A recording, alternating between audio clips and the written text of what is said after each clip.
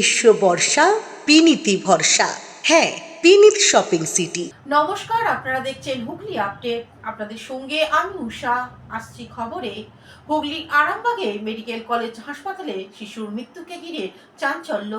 Arambagh Prafulla Chandra Sen medical কলেজে শিশুর মৃত্যুকে কেন্দ্র করে বৃহস্পতিবার বিকেল থেকেই চাঞ্চল্য ছড়িয়েছে। তারকেশ্বরের বালিঘড়ি এলাকার জাসমিনা বেগম সোমবার একটি পুত্র সন্তানের জন্ম দেন। শিশুটির স্বাস্থ্যের জন্য তাকে আইসিইউতে রাখা হয়। পরিবার মাঝের মধ্যে গিয়ে দেখে আসছিলেন, তখন শিশুটি জীবিতই ছিল। বুধবার দুপুরে পরিবার বাচ্চার খোঁজ নিতে গেলে হাসপাতাল জানায় শিশুটি মারা গেছে এবং মৃতদেহ গতকালে পরিবারের কারোর হাতে দেয়া হয়েছে।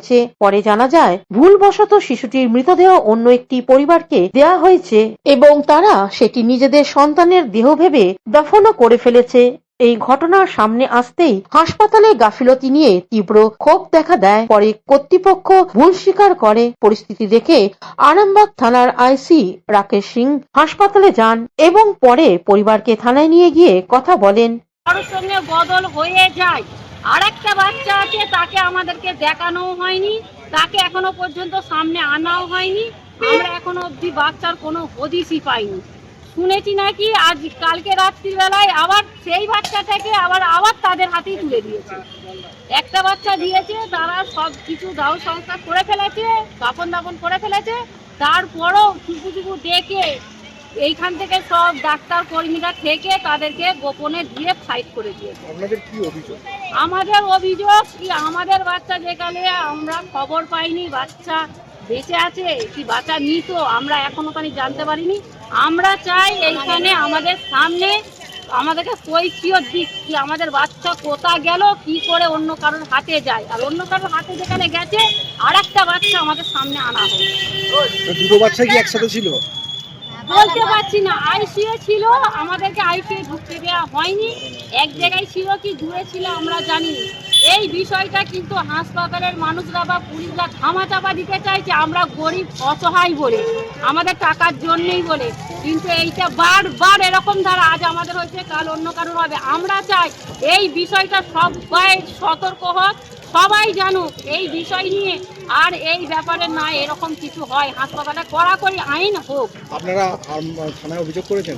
আমরা থানায় গেছিলাম, থানায় পুলিশরা শুধু বলছে আপনারা চুপ করুন, আমরা বিষয়টা দেখছি, এইটুকুন বলছে, আর কিচ্ছু নয়। হুগলি তারকেশ্বর থেকে আশিস কুমার ঘোষের রিপোর্ট, হুগলি আপডেট।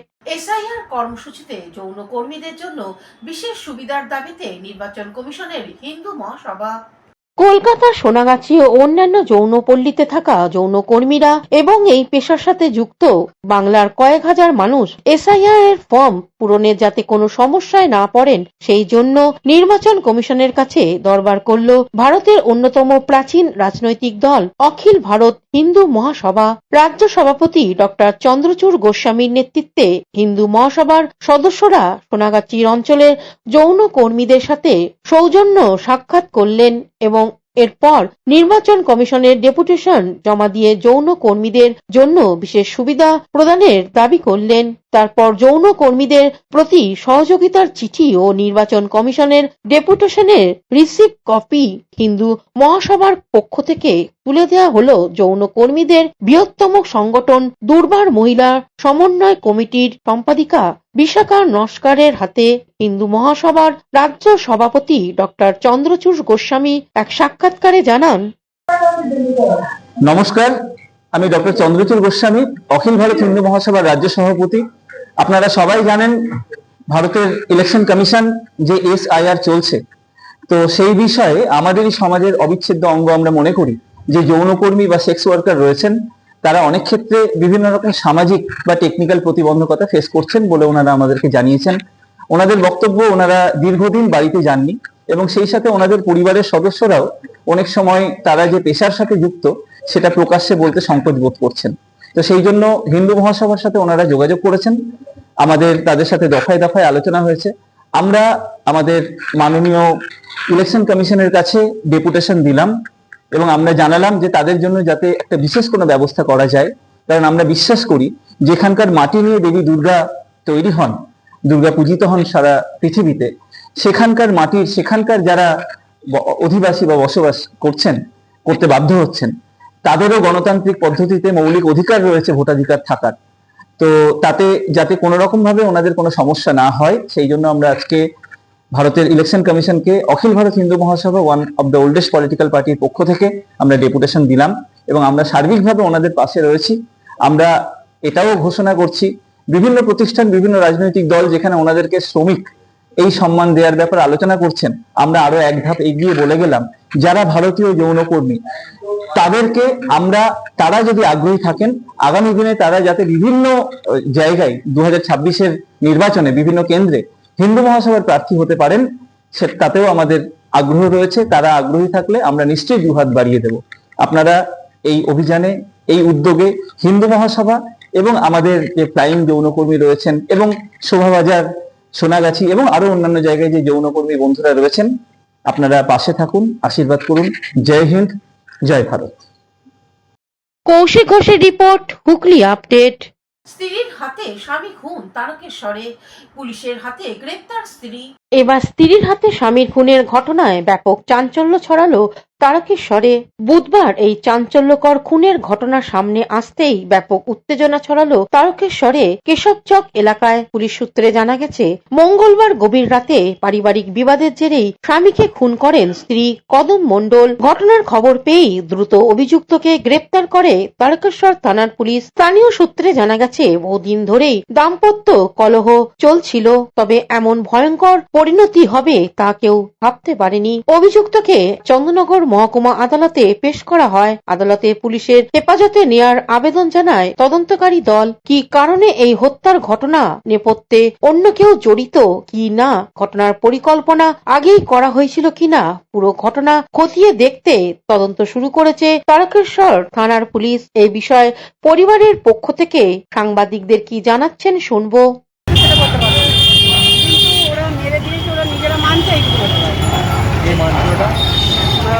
কদম মন্ডল এর থেকে বেশি কিছু বলতে পারবো না। ওরা মা মেয়ে তিনজন ছিল। কদমের মেয়ে কটা?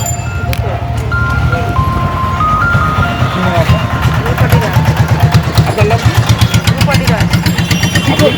হ্যাঁ, আসে থাকেন নাকি? আমাদের শীতের বাড়ির কাছে বাড়ি। কি করে মারা গেছে জানা গেছে? না না না, কি করে জানতে পারিনি, তাই তো?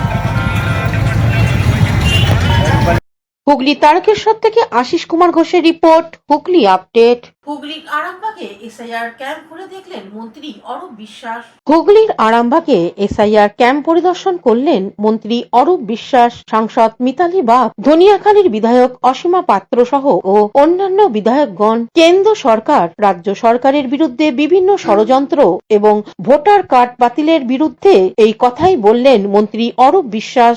এর জন্য আশ্বাস দিলেন যাতে আরো ভালোভাবে কাজ করে। এই সভায় আরো উপস্থিত ছিলেন হুগলি জেলার রাজ্য সম্পাদক স্বপন কুমার নন্দী, পঞ্চায়েত সমিতির পূর্ত কর্মাধ্যক্ষ মিতা বাগ। বিএলওদের একটা ট্রেনিং হওয়া উচিত ছিল 7 দিনে, 8 ঘন্টা ট্রেনিং করে ছেড়ে দিয়েছে। সেই বিএলওরা এত কাজের চাপ তারা দিতে পারছে না, ফলে যা হচ্ছে সাধারণ মানুষের পিছনে একটাই ষড়যন্ত্র, সাধারণ মানুষের ভোটাধিকার কারা। এতদিন আমরা দেখেছি যে মানুষ সরকারকে নির্বাচিত করে, এখন আমরা দেখছি এই বিজেপির সরকার ভোটার নির্বাচিত করছে। এটা একটা নতুন ট্রেন্ড, কিন্তু ওরা ভুলে গেছে। ওরা ভাবছে এটা মহারাষ্ট্র, ওরা ভাবছে এটা হরিয়ানা, ওরা ভাবছে এটা বিহার, এদের জানে না এটা মমতা ব্যানার্জি। একটা ভোটারেরও নাম বাদ দিলে তার জন্য আমরা জীবন বিচার করছেন।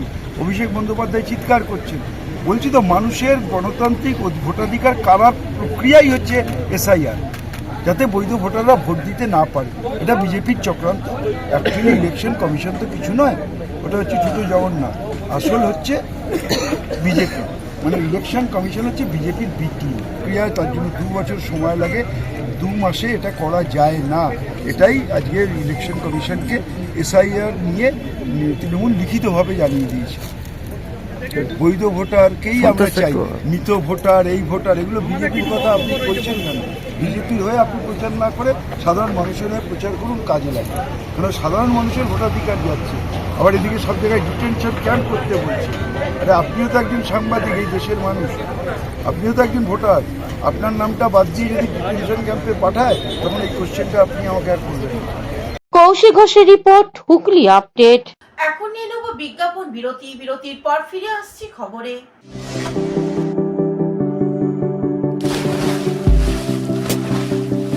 Fasten your seatbelts as you take a tour around your marine wonderland.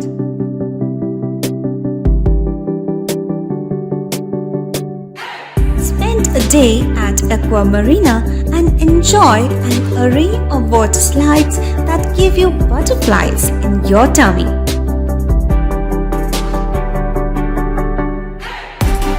Aqua Marina is a holistic weekend destination for friends, family, and couples and offers magic to soothe your body, mind, and soul.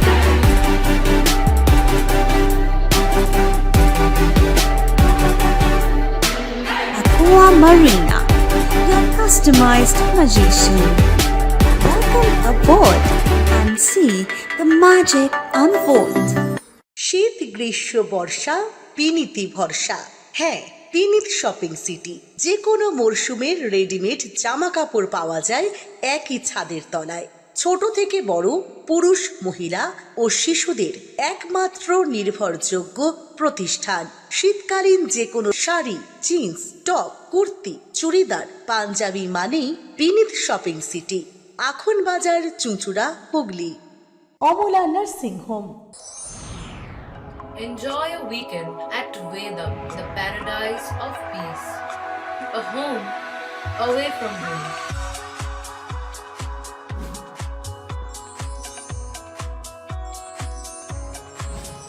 See yourself resonating with the nature. Vedam welcomes you to create your best memories. বিরতির পর ফিরে এলাম খবরে। চুঁচুড়া বিধানসভা এলাকায় voter তালিকার কাজ চলছে জোর কদমে। চুঁচুড়া খাদিনা মোড়ে তৃণমূল কার্যালয়। চুঁচুড়া বিধানসভার কেন্দ্রে ভোটার তালিকা সংশোধনের কাজ এখন জোর কদমে চলছে। আগামী নির্বাচনকে সামনে রেখে তৃণমূল কংগ্রেসের উদ্যোগে হুগলি জেলার অন্তর্গত খাদিনা মোড় তৃণমূল কার্যালয়ে ওয়ার্ড রুমে প্রতিদিন চলছে ভোটার তালিকা সংশোধনের বিশেষ শিবির। সারাদিন ধরে বিরামহীনভাবে কাজ করে যাচ্ছেন তৃণমূল কর্মীর সমর্থকেরা। এই কর্মযজ্ঞের নেতৃত্বে রয়েছেন 190 চুঁচুড়ার বিধানসভার জনপ্রিয় বিধায়ক অসিত মজুমদার। সুচারুভাবে সম্পন্ন হচ্ছে। এখানে শুধু চুঁচুড়া পৌরসভার নয়, চুঁচুড়ার বিধানসভার অন্তর্গত 7টি গ্রাম পঞ্চায়েত এবং পৌরসভার মোট 30টি ওয়ার্ডের সংশোধনের কাজ এক ছাদের নিচেই করা হচ্ছে। তৃণমূল কর্মীদের নিষ্ঠা, বিধায়কের সক্রিয় তদারকি এবং প্রশাসনিক সহযোগিতা সব মিলিয়ে চুঁচুড়া বিধানসভা কেন্দ্রে এখন চোখে পড়ার মতো এক কর্মমুখর পরিবেশ। আপনারা জানেন যে আমাদের এসআইআর এর কাজ চলছে। যদিও আমরা এসআইআর এর বিরুদ্ধে, আমরা সবসময় চাই যাতে এসআইআর না হোক, কিন্তু আমাদের মাননীয় নেতা, বাংলার যুব সমাজের নয়নের মণি অভিষেক বন্দ্যোপাধ্যায় এবং আমাদের প্রিয় নেত্রী মমতা বন্দ্যোপাধ্যায়, আপনারা জানেন এসআইআর এর বিরুদ্ধে প্রতিনিয়ত আন্দোলন করে চলেছে, যাতে যারা সঠিক ভোটার তাদের যাতে একটা নামও বাদ না যায়। এর জন্য আমরা BLO 2, আমরা হুগলি চুঁচুড়া পৌরসভার 4 নম্বর ওয়ার্ডে আমাদের 9টা বুথ, আমাদের 9টা বুথেই আমরা কাজ করছি। আমাদের প্রতিটি BLO 2রা একদম সরকারি BLOর সাথে প্রতিটি বাড়িতে বাড়িতে গিয়ে তারা ফর্ম দেওয়া, ফর্ম তোলা, প্রতিটি কাজই সঠিকভাবে করছে আমাদের নেতা অভিষেক বন্দ্যোপাধ্যায় যেভাবে নির্দেশ দিয়েছে। আপনারা জানেন যে আমরা এই 4 নম্বর ওয়ার্ডে 9টি বুথ, এই 9টি বুথে আমরা 5টা ওয়ার্ড রুম করেছি। এটা কৈলাসনগর মোড়ে একটা, ব্যান্ডেল স্টেশন রোডে একটা, আমাদের বটতলার কাছে একটা, ওয়ার্ড অফিসে একটা।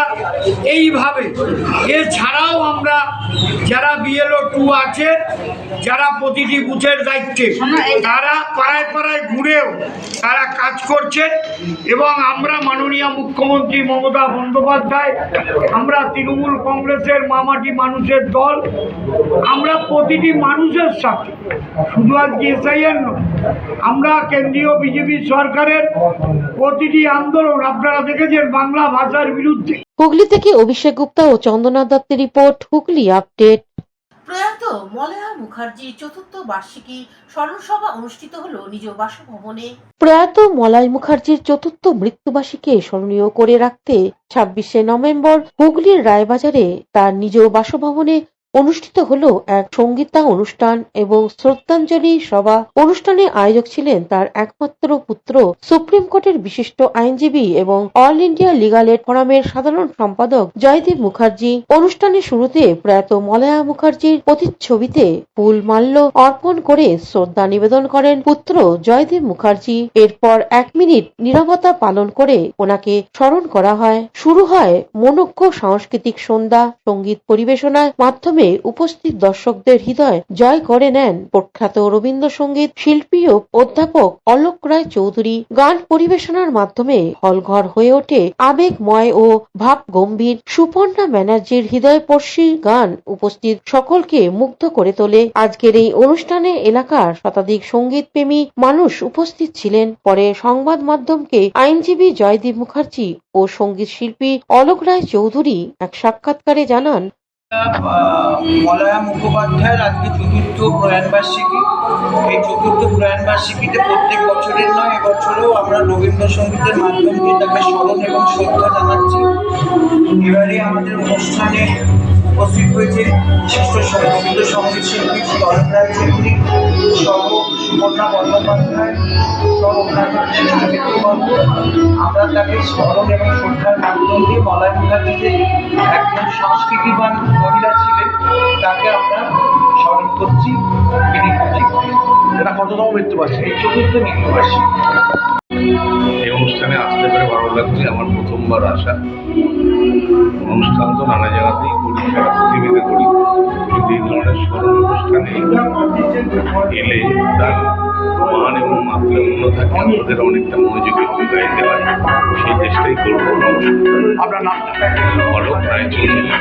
হুগলি থেকে চন্দনা দত্ত ও অভিষেক গুপ্তা রিপোর্ট, হুগলি আপডেট। সংবিধান দিবস উদযাপন হলো হুগলি মহসিন কলেজে। সংবিধান দিবস উদযাপন করলো government centre of legal education. Hooghly Mohsin college rally শুরু করে চুচুড়া বড়বাজার হয়ে ঘড়ির মোড় এবং আবার কলেজে ফিরে আসে। আইন কলেজের ছাত্রছাত্রীরা পদযাত্রায় সামিল হয়। পদযাত্রায় অর্থনৈতিকভাবে পিছিয়ে পড়া দুর্বল শ্রেণীর পুরুষ, মহিলা, কলকারখানার শ্রমিক, তপশিলি জাতি ও উপজাতি সম্প্রদায়ের মানুষ আইনি সহায়তা নিতে অক্ষম হলে তাদের সহায়তা দিতে এগিয়ে এসেছে GCLE লিগাল এড ক্লিনিক। এই সংস্থার ব্যবস্থাপনায় আজকের পদযাত্রা আইনি বিষয়ে জনমনের সংবিধান সম্পর্কে সচেতনতা জাগাতে সংবিধান দিবস উদযাপন পালন, একথা জানালেন মহসিন কলেজের আইন বিভাগের অফিসার ইনচার্জ। আজকে আমাদের আপনারা সকলে জানেন যে 26শে নভেম্বর হচ্ছে আমাদের ন্যাশনাল কনস্টিটিউশন ডে। তো আমাদের গতকাল বিভিন্ন অনুষ্ঠান আমরা কলেজে করেছি এবং আজকে এই যে সংবিধানের সচেতনতা, আইনি যে বিষয়গুলো জানার, তার সম্পূর্ণ যে প্রচেষ্টা আমরা করে যাচ্ছি, মানুষ জানুক যে সংবিধানটা কী, সংবিধানে কী অধিকার, সংবিধানে কী কর্তব্য এবং সংবিধান আমাদের জন্য কেন এতটা গুরুত্বপূর্ণ, সেই বিষয়টা একটু সবাইকে জানানোর জন্য আজকে আমাদের এই র্যালি। 26 তারিখে সংবিধান দিবস ছিল, কিন্তু আজকে কেন আপনারা? 26 তারিখে আমাদের প্ল্যান ছিল, কিন্তু কালকে একটা অন্য বড় প্রোগ্রাম হওয়ার জন্য আমাদের পুলিশ পারমিশন পাইনি, তার জন্য ডিফার করে আমরা আজকে। আপনার নামটা? আমার নাম ডক্টর শশীনাথ মণ্ডল। আমি হচ্ছে officer in charge of this government centre of legal education, যেটা হুগলি মহসিন কলেজের ল সেকশন। Thank you. এখনকার মতন খবর এই পর্যন্তই। প্রতিদিন দেখুন হুগলি আপডেট। নমস্কার।